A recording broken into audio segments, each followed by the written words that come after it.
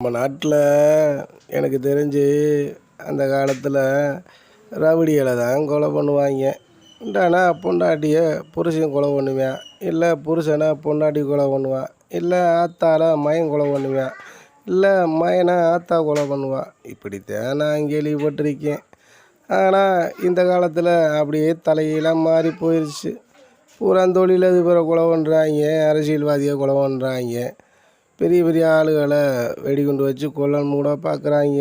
இப்படித்தான் இன்றைக்கி மனுஷங்க பண ஆசைக்காக என்ன வேணாலும் செய்யலாம்ன்ற வெறியில் இந்த மாதிரி இறங்கிடுறாங்க. ஆனால் அவங்க உள்ளே போய் கட்டிய உலகையில் தான் அவங்களுக்கு அருமை தெரியும். இந்த மாதிரி செஞ்சு போட்டோமே, இப்படி செஞ்சனால தான் நம்ம மாட்டிக்கிட்டோம் அப்படின்னு அவங்களுக்கு அங்கே தான் வேதனை வரும். ஆனால் இவங்க தொழிலில் போட்டி போடணும், அரசியலில் போட்டி போடணும், எதுலையாவது போட்டி போடணும் தான் மனுஷங்க இன்றைக்கி துடிக்கிறாங்க. இவங்க துடிப்பெல்லாம் சகஜம்தான், இல்லைன்னு சொல்லலை, எல்லாத்துக்கும் உள்ளது தான். ஆனால் அதை வழிமுறைன்னு ஒன்று இருக்குது. நேர்மையான முறையில் நேர்மையாக வரணும். அவன் தான் நல்ல ஒரு மனுஷன்.